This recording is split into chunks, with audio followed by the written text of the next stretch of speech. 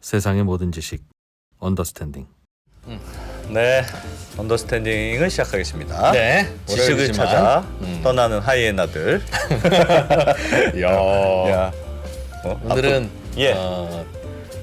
어려운 거 할 거죠? 암호화폐 시장 이야기로만 보기는 어렵고 네. 최근에 정부가 토큰 증권이라는 걸 만들어서 거래할 수 있도록 하겠다고 네, 발표를 했어요. 그렇습니다. 토큰이면 토큰이지 증권이면 증권이고 토큰 증권은 뭐냐?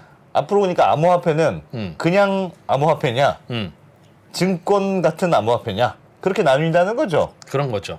그러니까 삼성전자 주식 대신 삼성전자 코인은 어때? 뭐 이제 이런 개념일 수도 있고 네, 그동안 코인 시장에서 거래되는 것 중에 주식이랑 비슷한 느낌이 드는 건 별도로 따로 관리하자는 건데 예.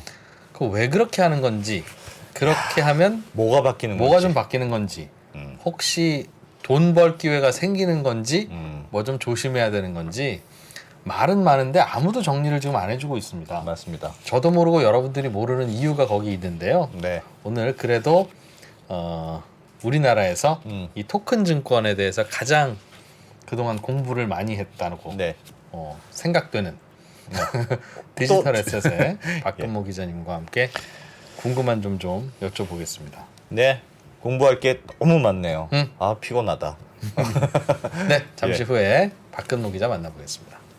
네, 오셨네요. 디지털 에셋의 박근모 기자님, 어서 오세요. 네, 안녕하세요. 디지털에셋 박근모입니다. 네, 단체 티 맞추셨나 봅니다. 네, 맞췄습니다. 디지털 에셋. 네, 잘 보이라고 지금 이렇게 판매용이에요? 아니면 내부 직원용입니까? 내부 지원용입니다. 다행입니다. 안 팔릴 것 같습니다. 판매용이었다면 제가 조언을 좀 해드리려고 했는데 내부 직원용이니까 뭐 이렇든 좋네요. 저렇든 네. 본인들만 좋으면 되는 거죠. 잘 되면 판매할 수도 있습니다. 그런 일은 없을 것 같습니다. 예. 뭐 그런 아무튼, 거죠. 예. 자, 증권 코인 이런 게 발표가 됐는데 네. 일단 그거부터 해야 될 것 같아요.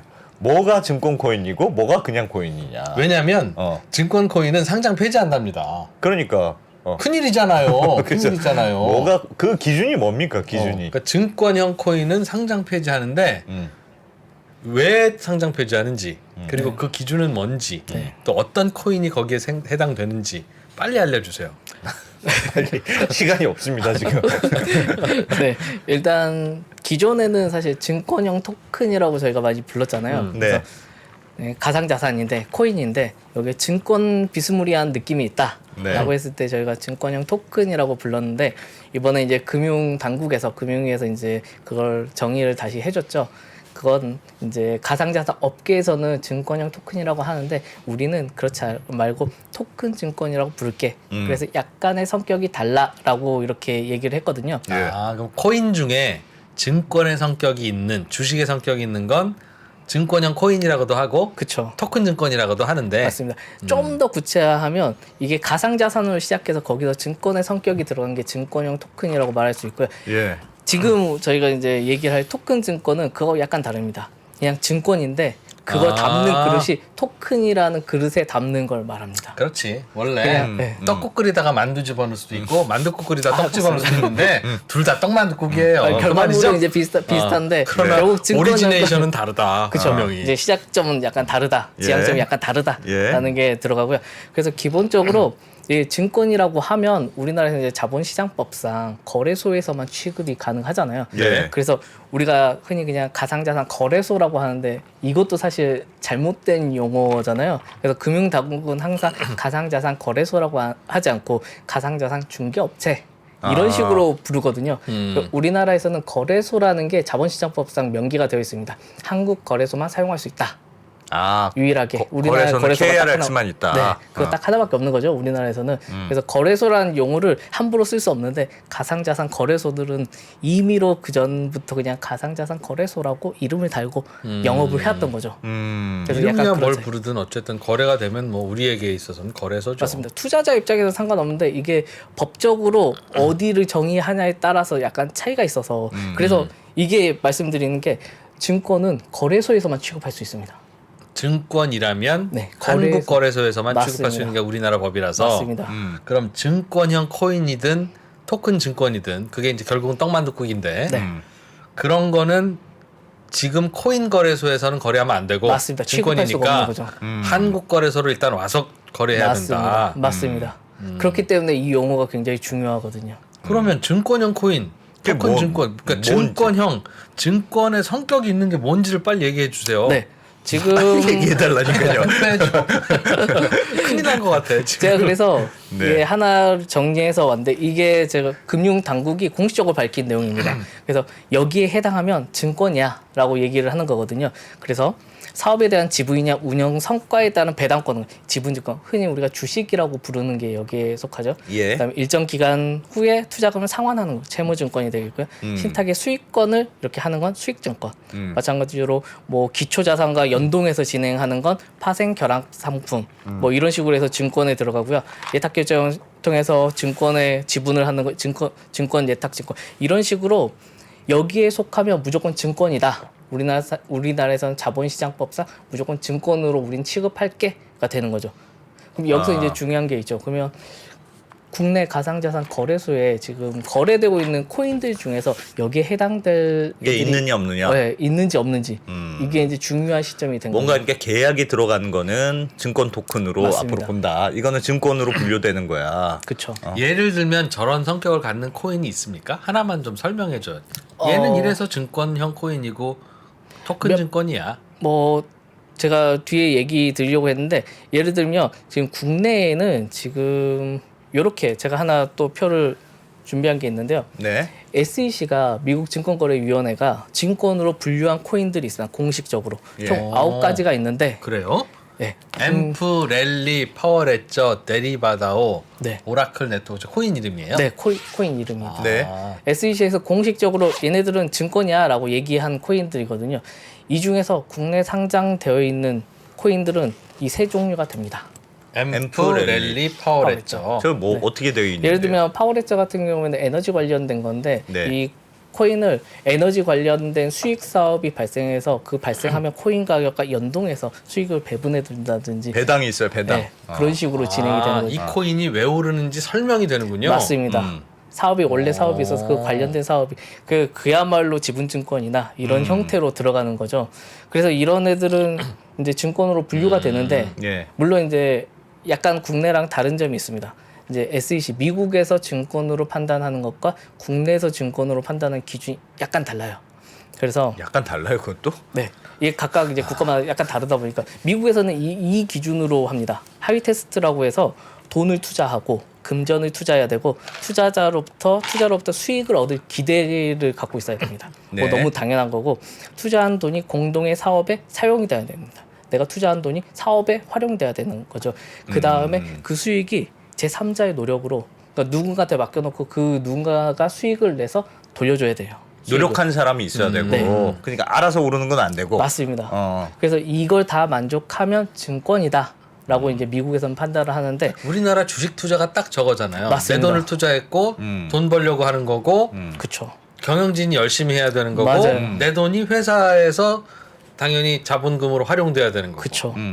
그냥 딱- 증권이네. 맞아요. 주식이네. 딱 지분증권에 딱 속하는 거죠. 근데 예. 다만 이제 음식점을 친구가 하는데 내가 그 친구한테 음식점을 하는 친구에게 투자했다. 그리고 지분을 10% 받았다. 하는 것도 저거네요. 내 돈 들어갔고 돈 벌려고 투자한 거고 식당 영업에 사용되면서 내 친구가 열심히 일해야 나도 돈 버는. 맞아요. 딱 그 저거네요. 부분 이제 좀 더 분류하면 그 이제 투자계약 증권에 속할 것 같은데 국내에서는 하여튼 증권에 속하게 알겠어요. 됩니다. 알겠어요. 저게 증권이라는 네, 성격이다. 속하게 됩니다. 그래서 이 네 개를 통과해야지만 다 만족해야지만 미국에서는 증권을 판단하고 우리나라에서는 방금 그 말씀드렸던 거죠. 개별적인 사안으로 따로따로 뜯어서 보는 편이거든요. 그래서 약간의 그 판단 기준은 다릅니다. 결과적으로 제가 아까 보여드렸던 요 코인 요건 앰프 랠리 파워랬죠. 네, 미국에서는 증권으로 분류한 애들. 하지만 국내엔 상장되어 있죠. 그럼 저건 상장 폐지 되겠네요. 그러니까 그 초반에 그래서 토큰 증권에 대한 이제 가이드라인이 나오고 이럴 때 그래서 한참 기사가 그런 게 많이 나왔어요. 예. 이런 게 상장되어 있으니까 이런 코인들 업비트나 빗썸이나 코비트 이 코인들이 이제 상장 폐지되겠구나라고 했는데 저도 이제 확인을 해봤죠. 확인을 해봤더니 금융당국에서는 똑같이 얘기를 했거든요. 이게 미국에서 판단한 거와 한국에서 증권성 판단에서 기준점이 다르기 때문에 이걸 일괄적으로 미국에서 증권이라고 분류했다고 해서 한국에서도 증권이라고 하기에는 굉장히 어렵다. 그래서 그건 개별적인 판단이 들어가야 되는데 현재 단계에서는 얘네들은 증권을 우린 보지 않는다가 입장입니다. 왜요? 코인 중에서는 증권형 코인은 없다예요? 우리 당국의 입장은? 우리 있긴 하지만 국내 거래소에 상장된 코인 중에서는 없는 것 같다 정도가 되겠죠. 왜 없어요? 아까 전에 기준이 약간 방식은 다르지만 결과적으로는 주식의 성격이 있는 거는 맞아요. 증권 토큰으로 보겠다는 거던데 그럼 기준이 비슷한 것 같은데요? 근데 코인 중에는 네. 제가 또 이런 얘기하면 또 뭐라 하시겠으나 도지코인? 아니 왜 이게 나한테 도움이 올라가는지? 되는지를 설명하는 코인이 하나도 없다니까요. 그냥 이름 보고 오르고 이름 보고 내리고 그러는 거예요.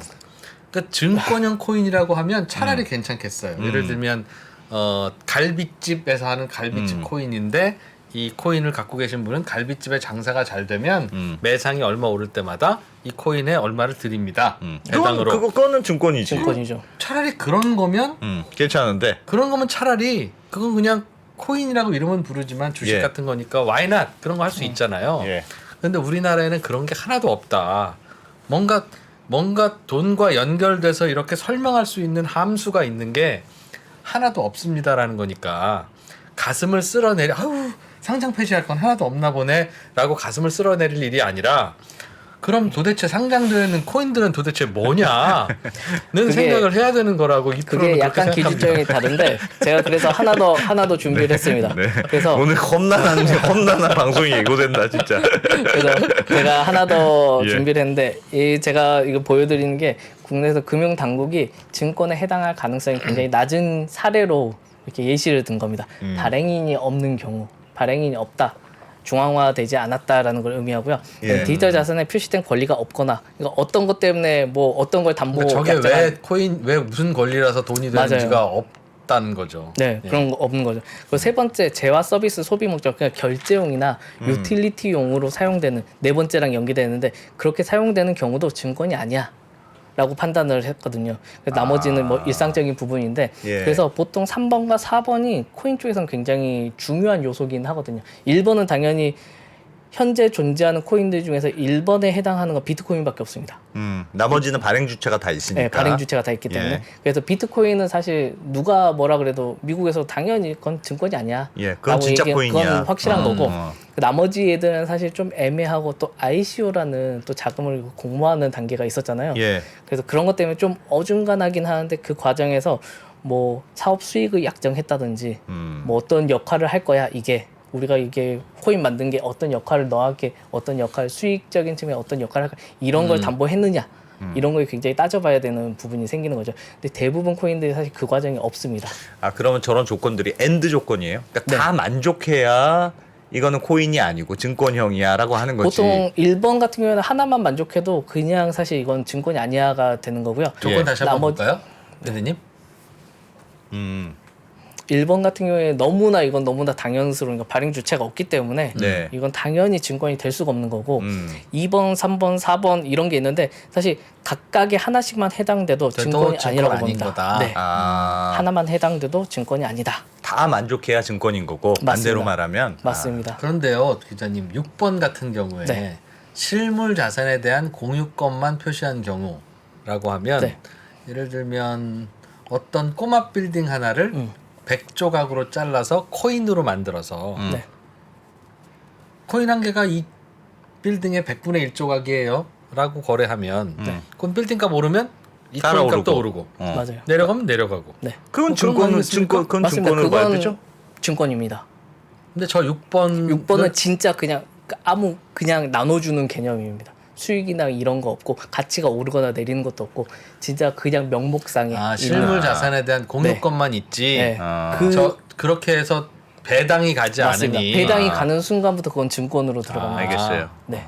그래서 이런 기준이 있기 때문에 여기 이렇게 해당하는 게 있는데 그래서 일반적으로 이더리움 같은 경우가 가장 논란이 됐던 부분인데 그럼 이더리움은 증권이 아니야. 이 부분 이더리움은 발행한 사람은 있죠. 존재하죠.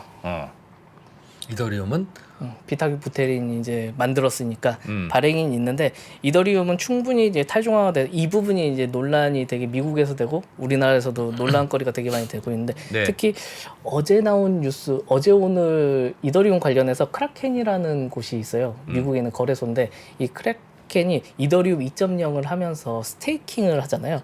맡겨두는 네트워크에 이렇게 내 이더리움을 넣어두는 맡겨두고 이자 받는 거. 맞습니다. 이자를 예. 받는 이 행위를 했는데 예. 이거 가지고 SEC에서 미국에서 이거 증권이야. 미등록 증권 판매를 했으니까 너희들 더 이상 하지 마라고 했거든요.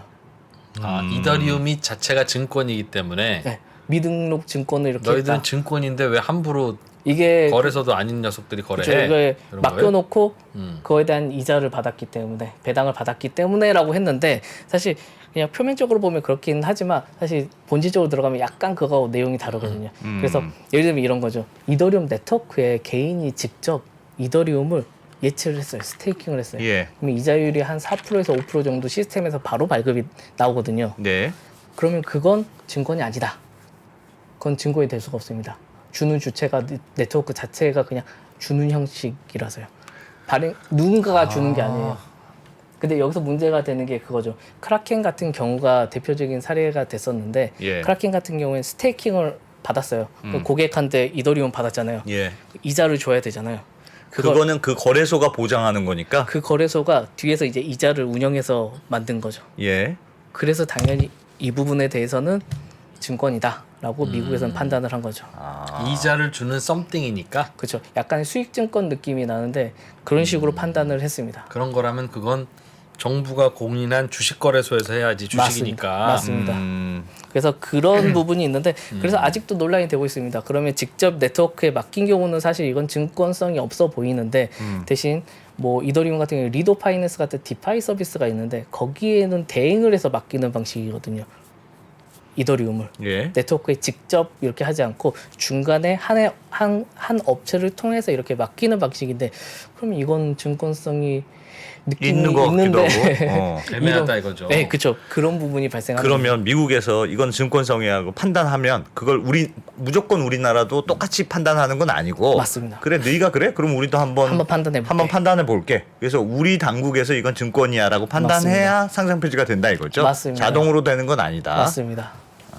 법 체계가 다르기 때문에 분류 기준도 다르고 그러다 보니까 미국에서 그렇게 설사 판단하더라도 우리나라에서는 다시 한번 판단에 맡겨봐야 할 거다. 된다가 됩니다. 그러니까 아직 우리는 잘 모르겠다네요. 결론은 미국이 어떻게 했다는 얘기는 나도 들었는데 나도 내가 어떻게 판단할지는 나도 잘 모르겠습니다. 나중에 물으러 오세요. 그 말이네요. 일단 지금은 그래서 그 금융당국도 공식적으로 얘기를 하더라고요. 이번에 토큰 증권 나오면서 그 예. 부분이 가장 논란이 됐잖아요. 이 토큰 증권이 나오면서 그러면 토큰 증권이란 건 코인 중에서 증권성이 있다는 걸 분류해서 예. 따로 규제를 하겠다는 건데 네. 그럼 가상자산 거래소에서 들어있는 코인들 중에서 토큰 증권, 증권성이 있는 애들이 어떤 걸 어떻게 판단을 해야 되냐 이거에 대해서 굉장히 많은 질문이 나왔었는데 네. 그 기준은 결국은 정부가 정할 텐데 얼른 정하면 되는데 여론 보는 거예요. 여론. 그 기준이 사실 좀 애매하긴 해요. 대충 가서 상장 폐지시켜도 되는 분위기야. 그러면 엄격한 기준 만드는 거고 네. 야 이거 난리 나겠는데? 그러면 또 다 그 증권 아니에요. 우리는 그래서 손 안 댑니다. 약간의 이제 기준점이 서로 이제 전문가분들도 이거에 대해서 이견이 되게 많더라고요. 그 변호사분들이나 그거 담당자분들, 금융 당국자분들이랑 얘기 나눠보니까 각자가 생각하는 바가 약간씩 판단 기준이 다르더라고요. 달라서? 네. 그럴 수 있죠. 맞아요. 그럴 수 있을 거예요. 그래서 그냥 단적으로 이더리움만 가지고서도 서로 아니야 이건 탈중화가 충분히 됐으니까 이 부분에 대해서는 이더리움은 그냥 증권이라고 할 수가 없어라고 얘기하신 분들도 있는데 스테이킹 부분에 들어서는 아니야 이건 스테이킹을 맡기고 이자를 주니 그 부분에 대해서는 이더리움은 증권성이 있는 것 같아라고 판단하시는 분들 지금 이더리움은 우리나라에서도 맡기고 그 스테이킹으로 이자 받는 분들이 많을 텐데 국내에서도. 우리나라에서는 거래소를 통해서 맡기시는 분들도 많고요. 예. 직접 맡기시는 분들도 있고. 기자님 나눠지고 있죠. 이더리움을 맡기면 이자를 주는 거는 알겠는데 그 이자는 누구한테 받아서 주는 겁니까? 그럼 그 이자는 어디서 나와요? 그 이자는 기본적으로 인플레이션에 따라서 발생을 합니다. 그러니까 이더리움 네트워크에서 연간 일정 부분씩 토큰을 발행하도록 네트워크가 시스템이 설정이 되어 있어요. 자동으로 그냥 이더리움 예. 발행해서 그냥 이더리움을 주는 거예요. 네. 일단 어느 정도를 항상 발행해서 주도록 되어 있어요. 그 이미 발행된 이더리움에게 새끼 얹어주듯이 그렇게 얹어준다는 거예요? 네, 맞습니다. 그러면 내가 갖고만 있어도 이자가 저절로 붙는다는 건데 굳이 왜 맡깁니까? 그 네트워크에 맡겨야지만 이자가 붙습니다. 그 지분 증명인가 네, 뭔가 네, 하는 지분 증명 때문에. 그거 할 때 네트워크에 가만히 남은 있으면 안 네, 되고 그냥 가만히 있으면 안 돈 되고. 찍어서 이자를 준다. 네. 그러니까 은행에 넣어주면 이자 받는 느낌으로 이더리움 네트워크에 내가 보유하고 있는 이더리움 넣어놓으면 그에 대한 지분 증명에 기여를 했기 때문에 네. 보상을 주는 거죠. 정확히 따지면 이자라고 하기도 좀 잘못된 용어라서 보상을 주는 개념으로 그렇게 들어가죠. 모아놔야 뭐가 돌아가는 이유는 뭐예요? 지분 증명에 쓰여요, 그게? 네, 사용됩니다. 지분 증명에 사용됩니다. 지분 증명이라는 건 이더리움을 많이 갖고 있는 사람이 도장 찍어주면 이 이더리움 거래가 승인되는 걸로 맞습니다. 굳이 채굴하지 않은 걸로. 맞습니다. 그런데 내가 갖고 있는 여유 이더리움을 거기에 맡긴다는 건 나 대신 도장 찍어주셔 당신이 알아서 그런 뜻입니까? 그렇게 볼 수도 있죠. 물론 그 안에 들어가 보면 사실 여러 가지 풀들, 그 노드들, 여러 가지 존재들이 있어서 나한테 맡겨라고 주장하는 이렇게 하는 사업자들도 있고 여러 가지 복잡하게 좀 되어 있긴 한데 예. 개인도 32 이더가 있으면 직접 참여해서 할 수가 있는 거죠. 지분 증명에 참여할 수 있는 이더리움의 거죠. 거래가 일어났다는 건 이제 주총에서 투표로 결정하는 방식으로 바뀌었는데 전기 써가면서 채굴하는 게 아니라 그 주총장에 내 주식을 의결권을 맡기면 그 대가로 돈을 준다. 그거하고 약간 중복되는 것 같은데 그렇게 맡길 수도 있고 직접 그냥 의결장에 가서 내가 진행을 할 수도 있고 여러 가지 방법이 있습니다. 그래도 똑같이 이자 주는 네, 겁니까? 똑같이 이자가 알겠어요. 예. 알겠어요. 대충 복잡한 기준이 있다. 네. 그걸 왜 기준을 이렇게 복잡하게 만들었는지 모르겠습니다만 아무튼 복잡한 기준이 있다. 그러면 그게 예를 들면 코인 시장에서는 네. 증권으로 판명이 됐어요. 그럼 누군가 이제 판명한 사람이 생기겠죠. 그러면 너는 그래 코인 거래소에서 해도 돼. 아니야, 너는 이제 증권이니까 우리 쪽으로 와야 돼. 너희는 우리 쪽에서 놀아야 돼. 하고 이제 그렇게 두 개로 나눠진다는 거잖아요. 뭐 그렇게 판단에 따라서 그렇게 나눠줄 수가 있겠죠. 그럼 증권형 토큰은 따로 거래해라. 네, 따로 관리 받아라. 네, 너무 당연히 따로 관리 받아야 된다. 왜냐하면 증권이니까 이거는 사람들한테 설명도 잘해야 되고 맞아요. 그런 거니 우리가 설명 잘하는지 속이지 않는지 확인하겠다라는 건데 그건 어디서 거래합니까? 그렇습니다. 이건 어디서 거래하죠? 만약에 따로 일반적으로- 모아놓으면 일반적으로 저희가 말하는 계좌 발급 기관, 그러니까 은행이나 증권사가 되겠습니다. 은행에서 거래해야 된다는 거예요. 은행이나 증권사들이 그 서비스를 제공할 수 있는 권한을 갖고 있어요. 거래소로 만들 수 있다. 네, 장외 거래소를 거래소는 KRX 거래소 있잖아요. 맞습니다. 이게 좀 더 이제 구조를 좀 더 봐야 되는데 그러면 이제 우리 일반 소비자 입장에서는 사실 증권사를 통해서 주식을 매매하는 구조잖아요. 네. 근데 실제로 그 윗단을 보면 사실 우리나라는 한국거래소라는 큰 곳이 있고 증권사나 은행들이 회원사로 들어가 있고 예. 일반 투자자 입장에서 내가 매매하는 것처럼 보이지만 실제로는 증권사를 통해서 하는 거죠. 통해서 네, 네. 증권사가 한국거래소랑 매매를 하는 그렇습니다. 방식이잖아요. 그래서 이 부분의 토큰 증권 같은 경우에는 그래서 이 부분이 법적으로 아직 명확하게 만들어지지가 않았어요. 어디서 거래할지 네, 아직 그 명확하게 이제 막 만드는 중이거든요. 어디서 거래할지 네, 어디서 거래하지 정확히 법적으로 나와있지가 그러니까 예를 들면 토큰 증권을 그러면 거래소에서 KRX나 이런 한국거래소에서 거래를 하려면 네. 자본시장법과 전자증권법을 바꿔야 됩니다. 개정을 해야 돼요. 네. 명시를 바꿔야 되거든요. 예. 그러니까 법을 바꿔야 되는 문제인데 그 개정이 사실 이제 금융당국은 올해 상반기에 이렇게 한번 진행을 하려고 준비를 하고 있어라고 말하는데 사실 언제 될지는 우리가 모르잖아요. 당국의 생각은 그렇게 법 개정을 네. 통해서 한국 거래소에서 네. 삼성전자 주식을 거래하듯이 토큰 증권도 같이 거래할 수 있게 할 거다. 네. 이게 방침입니까? 그거 약간 다른데 한국거래소에서 한국거래소 산하의 디지털 자산 거래소를 하나 만듭니다. 별도로 별도의 거래소를 코스닥처럼. 만들어요. 맞습니다. 네. 그래서 그곳을 통해서 토큰 증권을 거래할 수 있게 해줄게. 그러나 우리는 어차피 코스닥 종목이나 거래소 종목이나 똑같이 그냥 구별 없이 거래할 수 있듯이 그게 되면 토큰 증권도 검색창에 보면 있네? 이것도 맞아요. 사네?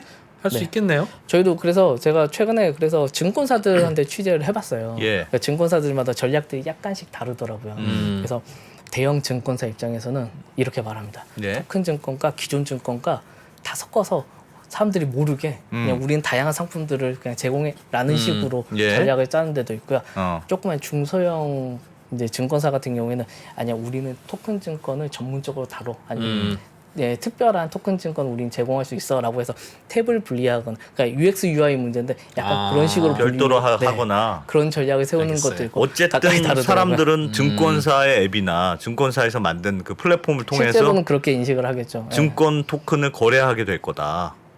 근데 그 거래는 결국 KRX에서 만든 가상자산 거래소라는 디지털 데서 자산 거래소를 통해서 이루어지게 할 되죠. 거다. 이루어지는데 네. 실제 거래는 증권사를 통해서 한다. 네, 궁극적으로는 그런 식으로 활용될 가능성이 높습니다. 그럼 토큰 증권은 그냥 장외 주식처럼 되는 거네요. 어.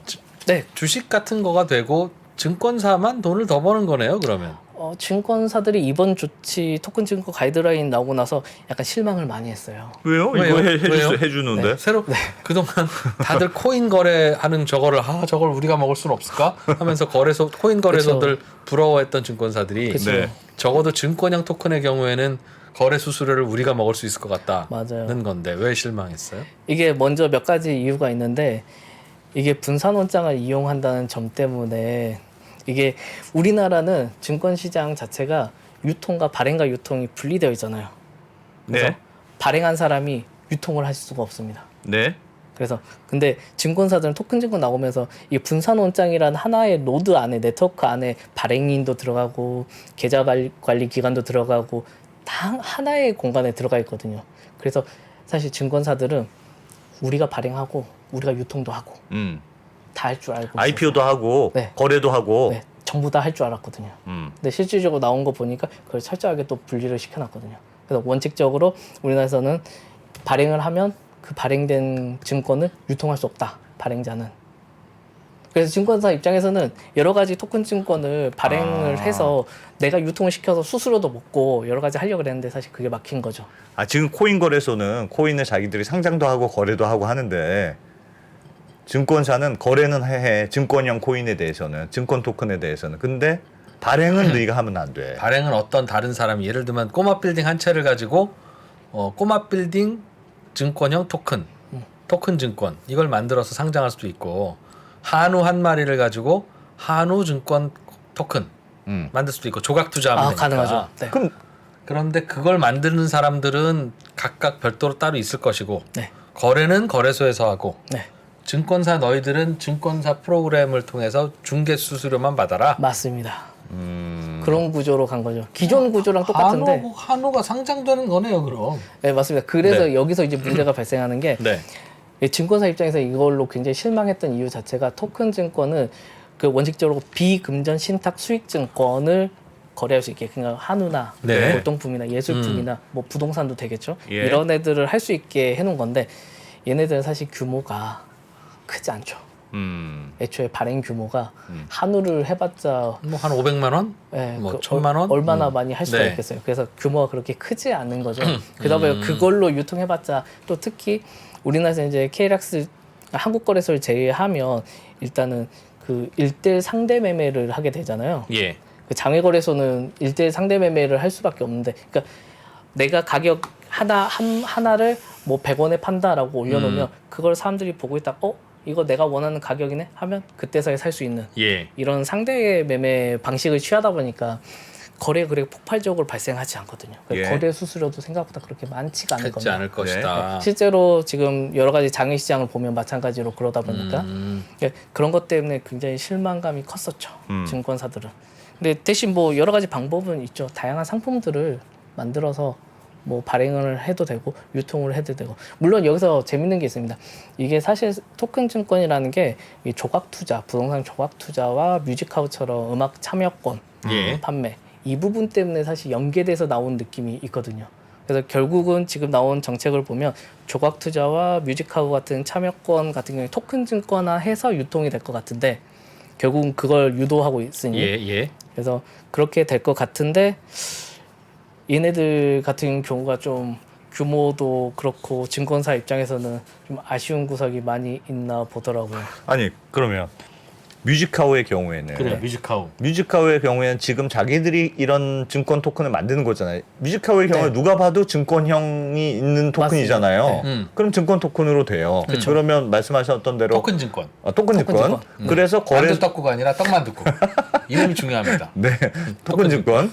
토큰 증권이 거래소를 통해서만 이제 거래가 돼야 된다면서요. 그거는 은행이나 증권사 앱을 통해서 이제 앞으로 거래가 될 거고. 그럼 근데 뮤직카우는 뮤직하우는 망했네. 뮤직카우는 지금 뮤직카우 내에서 거래자기들이 발행도 하고 거래도 하잖아요. 거래도 하고 네. 수수료도 먹고. 그래서 뮤직하우가 지금 그 금융규제 샌드박스라는 형태로 예. 이제 우리는 이제 규제가 엄청나게 많은데 일단은 여기서 이 안에 들어 샌드박스 안에서 일단 한번 사업을 해봐라는 형태로 지금 진행이 되고 네. 있거든요. 네. 예. 그래서 이 샌드박스 안에서는 이 규정이 있습니다.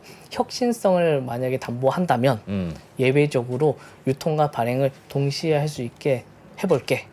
그걸 나중에 이제 금융당국에서 토큰 증권이 활성화되면 이걸 단계적으로 확산을 해서 결국은 유통 발행을 동시에 할 수 있는 형태도 한번 테스트 해볼 테니까 일단 한번 뮤직하우 같은 애들이 한번 여기서 한번 해봐. 유통 발행을 동시에 한번 진행을 해봐.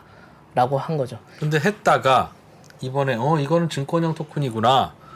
그러면 너희들 이리 와 다시. 음악 저작권들 다 한국거래소로 오고 다 증권사 앱을 통해 거래해.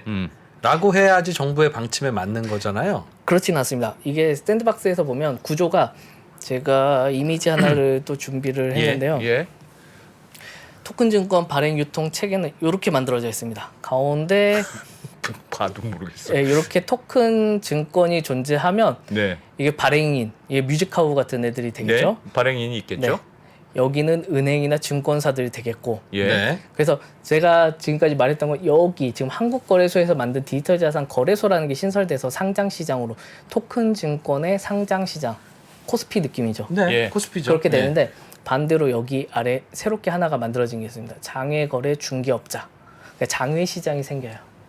그래서 한국거래소와 무관한 무관한. 지금 뮤직하우 같은 거래소네요. 그럼. 맞습니다. 그렇게 그런 형태로 가는 거죠. 아 저기도 할 예외적- 수 있고 여기도 할 수 있다. 맞습니다. 근데 규모가 거래할 수 있는 방식이나 이런 게 좀 약간 차이가 있는 거죠. 굳이 왜 장외거래소를 만들어요? 다 한국거래소로 모여 그러면 하면 관리도 편리할 편하고 텐데. 좋을 텐데. 맞습니다. 근데 그걸 상장 시장으로 가기 때문에 조건들이 까다로워지죠. 그래서 상장 시장으로 가려면 조건들이 거래량 그 얼마 이상, 그 다음에 요건들, 갖춰야 되는 요건들, 뭐 증권 신고서부터 시작해서 이런 요건들이 굉장히 많이 붙게 됩니다. 예. 상장 심사를 한다. 네, 그게 쉽지 않죠. 그럼 한우 조각 투자는 상장 심사에 통과한다 안 된다.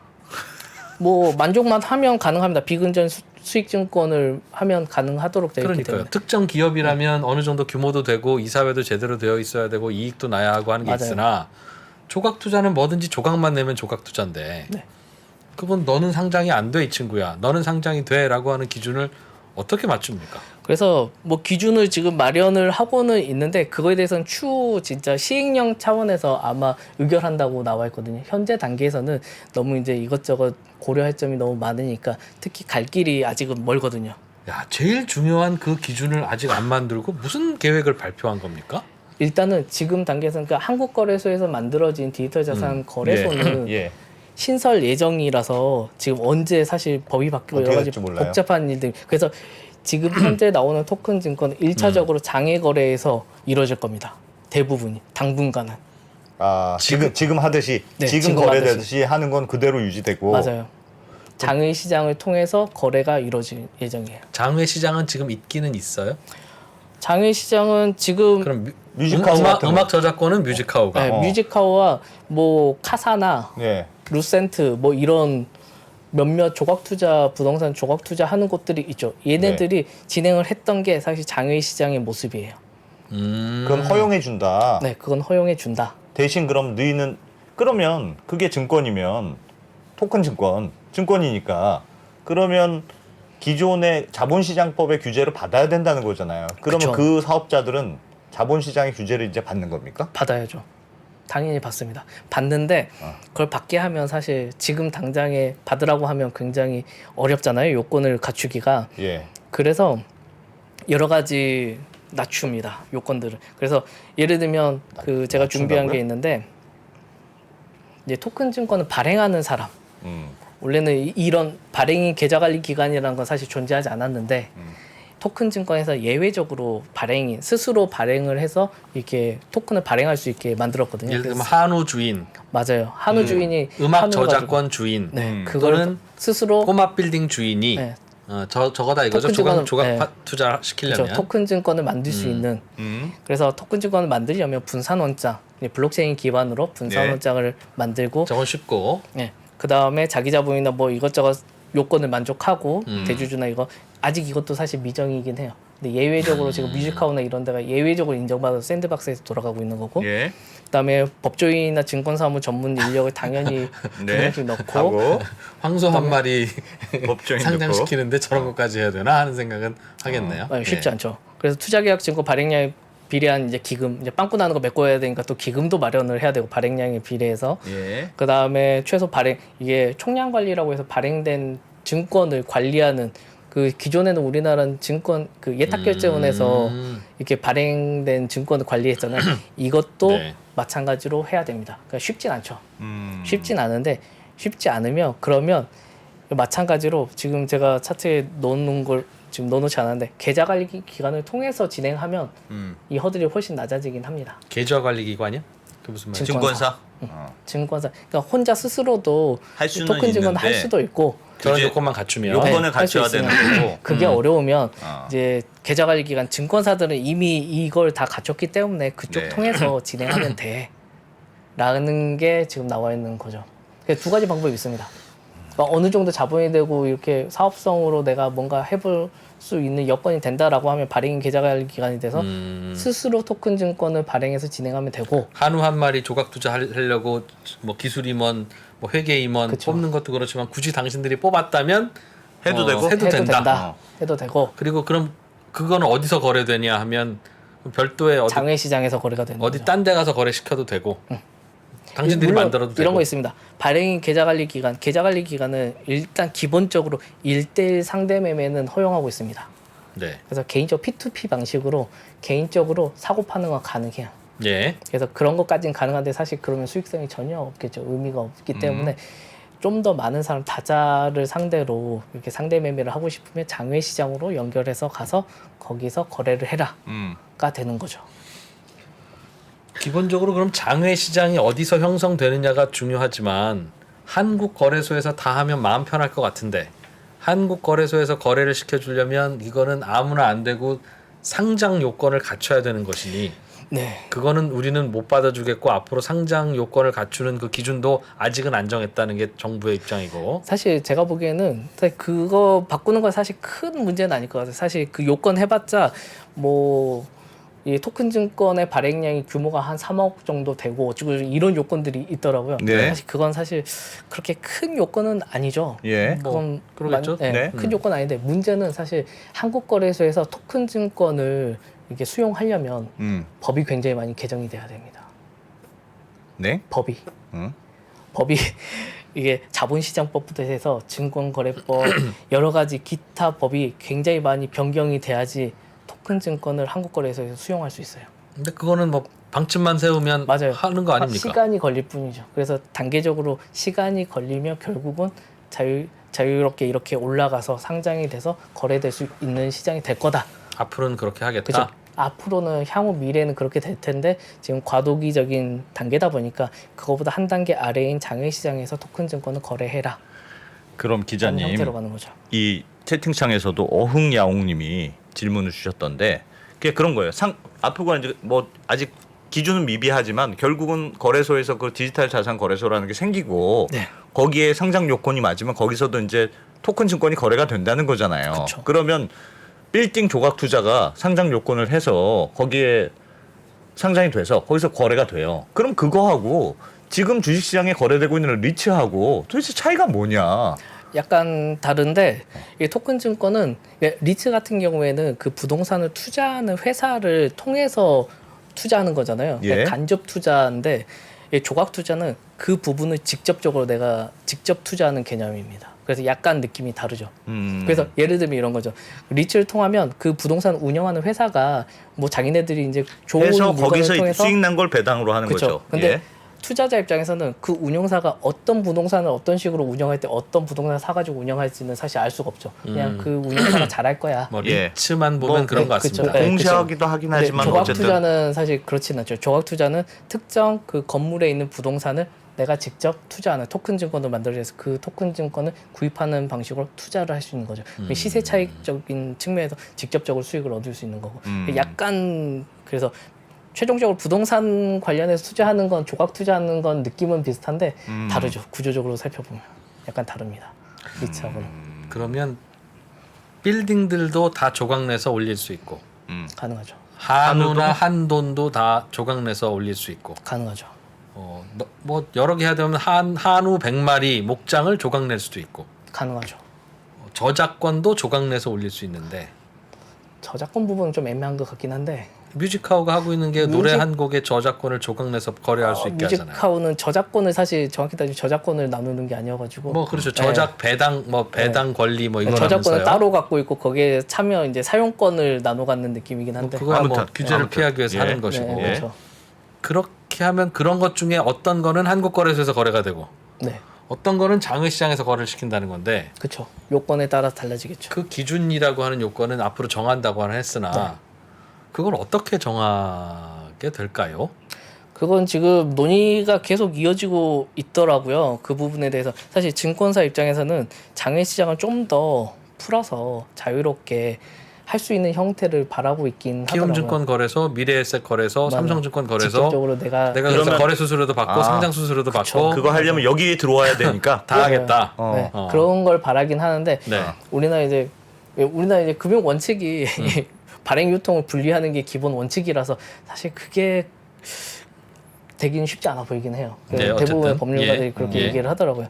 근데 일단 발행자나 그 발행을 이렇게 중개한 사람들 입장에서는 이제 한국거래소에서 만든 거래소에 상장시키는 게 거래가 더 활발히 일어나고 그럴 수익이 거예요. 많이 일어날 거라고 그게 회사 생각하기 때문에 상장시키는 거랑 마찬가지잖아요. 그쵸. 그래서 그걸 바라면서 추진을 하긴 하겠죠. 근데 그 단계 가려면 굉장히 이제 수익성부터 시작해서 굉장히 요건들이 많이 또 붙을 거라서 쉽진 않아 보이고 일단은 그래서 정부 방침은 금융 당국에서는 장외 시장을 먼저 활성화시키고 그 중에서 요건을 갖춘 애들만 디지털 자산 거래소에 상장을 시키는 장내 시장으로 상장시키는 걸 지금 시도를 하고 있습니다. 여기서 근데 저희 계속 이런 이야기를 하는데 이게 그 분산 원장 때문에 사실 좀 어중간한 부분이 있어요.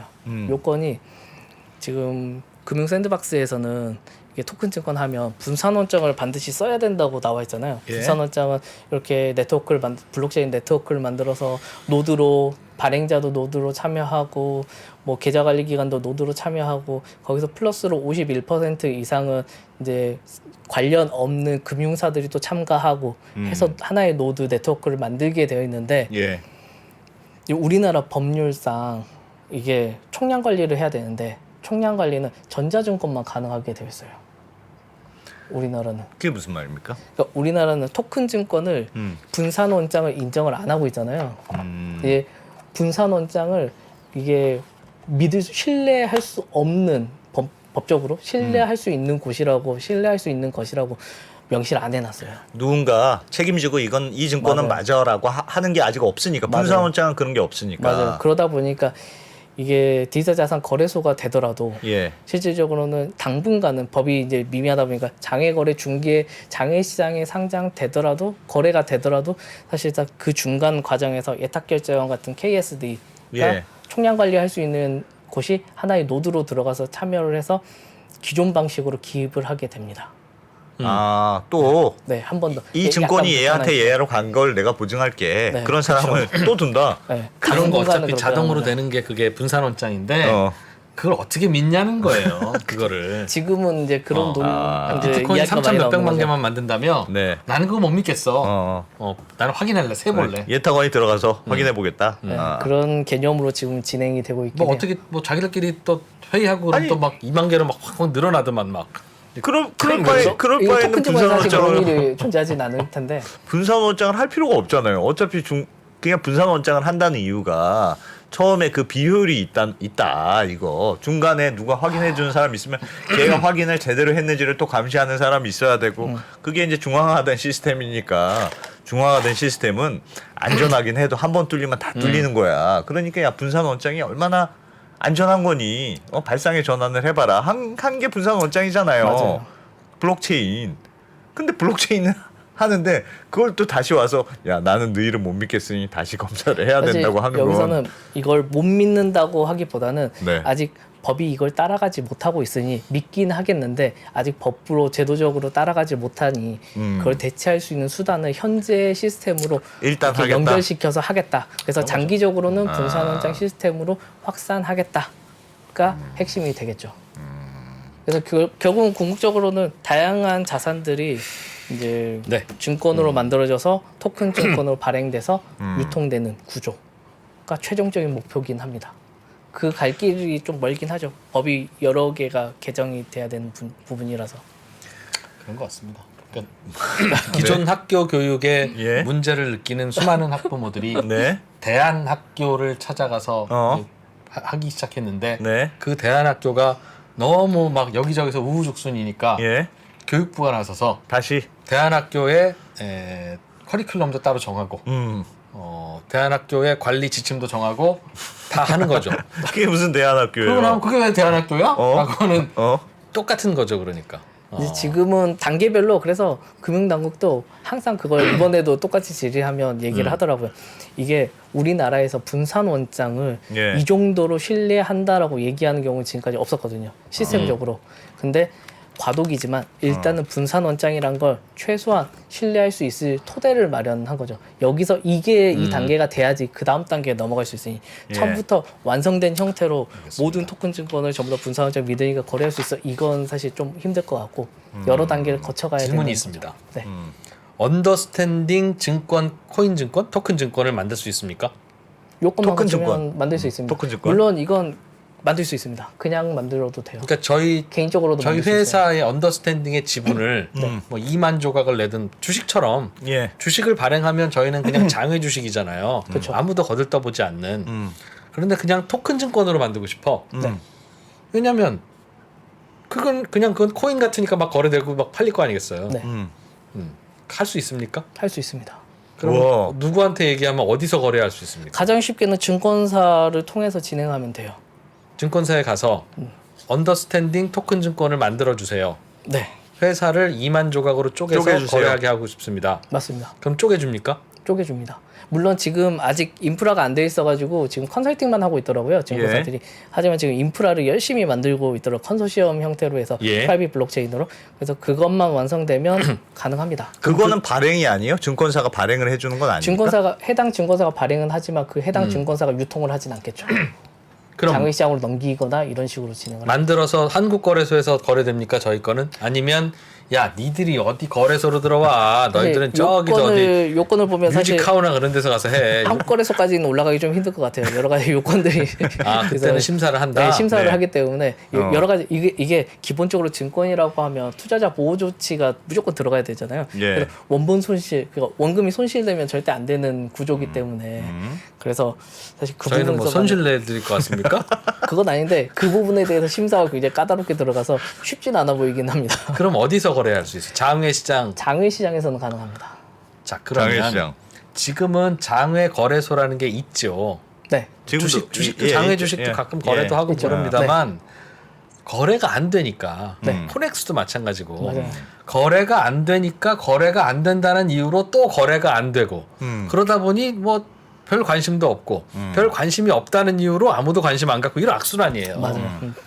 사실 그런데 코인 거래소들은 업비트 거기에 있는 코인들이 무슨 상장 심사를 받기를 했습니까? 뭘 했습니까? 그러나 어찌 보니 사람들이 관심을 갖게 되고 우연히 거래가 되기 시작하고 거래가 잘 되니까 거래가 잘 된다는 이유로 거래를 더 하고 거래가 더 잘 되니까 더 잘 된다는 이유로 또 몰려가서 거래하고 하다 보니 지금 이 상황이 된 거잖아요. 네. 장외고 장내고 혹은 상장 심사를 해고 안 해고가 아니라 어찌어찌 하다 보니 그런 시장이 돼버린 거 아닙니까? 이건 장외에서도 더 많이 장외인 시장인데 그러면 상상을 하던 토큰 증권이라는 걸 언더스탠딩도 만들고 디지털 에셋도 만들고 많이 만들어서 거래를 그냥 장외니까 우리는 찌끄레기들이니까 어디 한국 거래소는 못하고 장외에서 토큰 증권을 만들어서 거래하기 시작하는데 그게 잘 돼. 어라? 사람들이 몰릴 수도 있잖아요. 이거 네. 우연히. 네. 야 너희들 코인엑스 시장은 왜 안 가고 여기 와? 아니 몰라. 하여튼 코인 같으니까 하는 거야. 라고 하기 시작하면 네. 거래량 붙고 거래대금 붙고 막 이러면 그냥 여기가 업비트 되는 거 아닙니까? 맞아요. 그걸 증권사들이 사실 노리고 있었죠. 그죠? 네. 그러면 우리가 3프로 TV보다 더 막 잘 나갈 수도 있겠네요. 그래서 거기는 비상장이고 우리는 그래서 토큰 증권 가이드라인을 만들 때 금융 당국에서 얘기했던 게 혁신적인 아이디어를 가지고 여러 가지 상품을 만들면 가능성이 있을 수도 있어. 그래서 기회를 열어주는 거야. 라고 얘기를 한 거죠. 그러니까 아이디어나 좋은 아이템 같은. 그래서 일례로 장외거래 중개업 그 장외시장에서 방금 말씀하신 대로 인기 없는 상품을 이렇게 하면 당연히 악순환이 반복돼서 거래가 이루어지지 않고 이럴 텐데, 그래서 진짜 괜찮은 IP나 이런 아이템을 가지고 토큰 증권을 만들면 그 규모가 크지 않더라도 소규모로 가능한 거죠. 근데 전통 주식 시장은 사실 소규모로 한다는 게 불가능하잖아요. 토큰 증권에서 그게 가능해지는 거죠. 그 말은 누구나 IPO를 상장을 할 수 있다는 뜻이잖아요. 그러니까 상장의 취지가 원래 내가 IPO를 해서 힘든 거래소의 심사를 통과해서 상장하면 외부 자금을 조달받아서 그걸로 자본금도 늘리고 막 이렇게 하는 과정인데, 그런 게 아니더라도 누구나 그런 과정 필요 없이 난 토큰을 만들어. 그래서 뿌려. 그래서 돈을 받아. 우린 이거는 토큰 증권입니다. 지금 언더스탠딩 주식을 가지고 저희가 그런 장난을 안 치는 이유가 야 이걸 누가 사냐. 그래서 그렇지. 토큰을 찍어서 업비트에 가서 팔 수 있으면 토큰을 찍어서 업비트에 가서 팔 수는 없겠죠. 물론 아니, 뭐 증권형 코인이니까. 그러나 무슨 그런 거래소가 하나 생기면 뜨겁기 시작하면 이게 아니 누가 코인 거래소의 거래 대금이 KRX 증권거래소를 앞지를지 누가 알았어요. 그 안에 들어있는 코인들이 뭐 엄청나서가 아니라 우연히 불붙어서 그렇게 된 거잖아요. 네, 그런 측면도 있죠. 그렇죠. 근데 이 장외거래소도 언더스탠딩 코인 같은 거 만들었다고 우연히 불붙으면 이게 이제 한국거래소에 상장 심사 받은 우량한 기업들보다 이른바 그냥 막 듣보잡 기업들이 모여 있는 여기에서 막 거래 불붙을 수도 있는데 감당되겠어요? 그래서 당연히 그걸 염두에 해서 제한을 많이 걸어놨죠. 그래서 지금 아직 확실하게 가이드라인은 안 나왔는데 그 부동산 조각 투자 같은 게 연간 2천만 원까지 투자 가능하고 뮤직하우 같은 게 1,000만 원까지 가능하죠. 이 수준에서 개인 투자자 투자할 수 있는 한도가 정해질 예정입니다. 아 지금 코인 거래소는 그런 한도가 없습니까? 네, 코인 거래소는 지금 없는데 이 장외시장, 이 토큰 증권으로 하는 장외시장에서는 이런 조건들이 붙을 거예요. 한도가, 투자 한도가. 왜요? 방금 말씀하신 불붙을까 봐? 과열될 불붙을까봐. 염려가 있어서. 그럼 이미 과열된 있습니다. 코인 시장에는 왜 그런 규제를 안 합니까? 그래서 그것도 만들려고 지금 준비하고 있습니다. 그래서 디지털 자산 기본법이라는 게 지금 그게 준비되고 있어요? 네, 준비되고 있습니다. 뭐 이제 코인 거래소에서는 이제 일정 금액 이상은 개인은 못해? 그것까지는 아닌데 시장 교란 행위나 뭐 가격을 시세 조정한다든지 뭐 이런 조치들이 투자자 보호를 위한 이런 조치들이 많이 가미가 되죠. 근데 코인은 너희는 증권이 아니니까 네 마음대로 해. 난 모르겠어. 그리고 우리는 증권만 챙길 거야. 증권은 앞으로 투자 공시도 해야 되고 투자 보호해야 되고 그렇게 챙긴다는 논리 아니었습니까? 코인은 너희는 뭐 하든지 말든지 뭐 마음대로 해 이런 거 아니었습니까? 그렇지 않습니다. 코인 쪽에서도 그래서 지금도 사실 업비트에서 우리가 투자를 하잖아요. 근데 만약에 갑자기 제가 어떤 특정 코인이 굉장히 오른다는 소문을 듣고 한 1억을 넣어서 투자하려고 해요. 그래서 1억을 넣어서 투자를 했는데 그걸 다시 찾아야 되잖아요. 찾을 때 연락이 옵니다. 이거 자금 출처 밝혀라. 코인은? 지금 현재 국내 거래소 대부분 그게 들어갑니다. 1억을 넣었을 때? 1억 허들 훨씬 낮습니다. 1,000만 원만 넣어도 아마 그게 나올 거예요. 자금 출처야 월급 받으신 분들은 다 몇 억 정도 그걸 전부 다 월급 이렇게 쓰면 월급 1억 막 이러면 상관없는데 그러니까 그런 조건들이 굉장히 많이 지금도 사실 특검법 때문에 사실 그걸 필요하게 그걸 확인하는 거하고 개인당 투자 금액을 2천만 원, 1,000만 원으로 제한하는 거하고는 전혀 차원이 다른 거라서 이게 코인이 지금 이제 디지털 자산 기본법이 나와야지 아는데 지금 코인 같은 가상자산 같은 경우에는 사실 증권도 아니고 상품도 아니고 아직 애매한 존재잖아요. 그러다 보니까 법의 테두리에 넣기가 굉장히 애매해요. 이걸 전부 다 증권으로 해버린다라고 하면 코인 거래소는 전부 다 문 닫아야 되는 상황이고 그렇지 않고 이걸 상품으로 한다는 거 그냥 일반 소매처럼 판매할 수 있다는 건데 그러기에는 너무 풀어주는 거고 그래서 이 부분을 찾기 위해서 지금 노력을 하고 있는 거죠. 토큰 증권 장외 거래소를 빨리 만들어야 되겠네요. 왜요? 언더스탠딩은 상장을 생각하지 말고 거기로 가야 지금 돼? 토큰 증권 장외거래소는 없죠? 없습니다. 그거 만들려면 사실 없죠? 최소 요건이 30억이 있어야 돼요. 30억에 30억이 없네. 30억이 없어. 모아 못 짜죠. 최소 30억을 부채만 팔면 될 요건이 필요합니다. 네. 그래서 이것도 아무나 할 수는 없는데 이제 예. 그래서 증권사들만 가능한 일단은 1차적으로 증권사들이 가능하지 아니 않을까. 30억 있어도 증권사 아니면 못 해요? 거래소를? 기본적으로 장외시장 중개업자는 금융투자업자, 투자업자야. 투자업자의 거래소가 지위를 따로 갖고 있는. 있고 여기에 증권사들이 접속해서 거래를 중개해 주는 거가 아니라 이 거래소 만드는 것도 증권사여야 합니까? 맞습니다. 이게 그러니까 장외거래 중개업자는 금투업자가 장외시장을 운영할 수 있게 법으로 되었거든요. 예. 그래서 아무래도 사실 외부에서 아무나 하고 싶다고 해서 쉽게 할 수는 없을 그러면 겁니다. 키움증권이 만든 거래소에 삼성증권, 뭐 대우증권, 뭐 이게 다 접속해서 자기네 고객들이 그 토큰 증권을 거래하도록 만든다고요? 네, 키움증권이 만든 거에? 네. 그럴 수도 있다. 그럴 수도 있는 거죠. 키움증권이 따로 만들고 삼성증권이 따로 만들고 할 맞아요. 수도 있고. 맞아요. 그럴 수도 있고 그걸 지금은 얘기를 들어보니까 증권사들이 그래서 컨소시엄 형태로 한 테두리 안에 다 묶으려고 지금 하고 있긴 하더라고요. 한국거래소처럼 네, 한국거래소도 한국거래소처럼. 지금 증권사들이 모여서 만들고 네, 있다. 그런 식으로 그래서 뭐 지금 넥스트레이드나 뭐 이런 식으로 얘기가 나오는 증권사들이 모여서 대체 거래소를 만든다 이런 식으로도 같이 논의가 이어지고 있는. 야, 이거 엄청 뜨거워지겠네. 이거. 그쵸. 됐습니다. 어마어마한 시장이 될 빨리 것 같은 초기에 느낌이 드네요. 규제 어설플 때 빨리 우리도 상장해. 빨리 상장 빨리 시킵시다. 상장해서.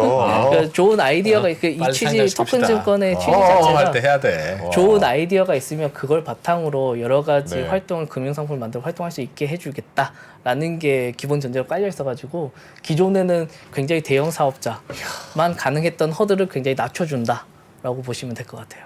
와. 엄청난 변화가 생길 것 같네요, 앞으로. 그렇죠.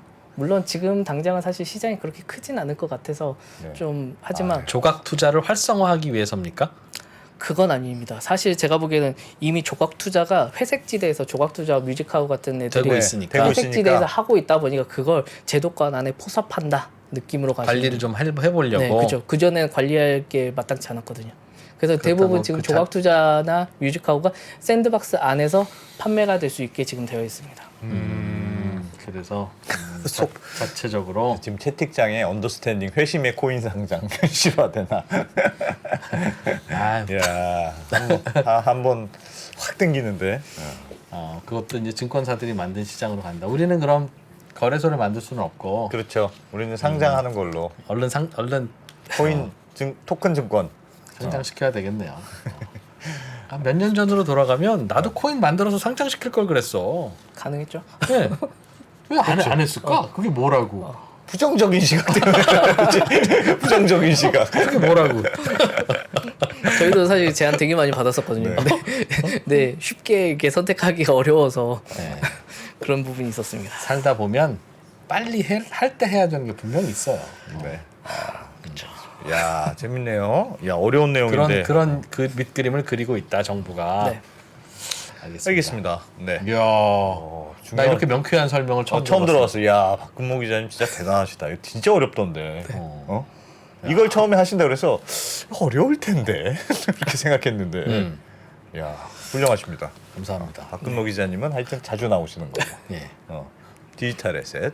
박근모 기자님. 네. 고맙습니다. 네, 고맙습니다.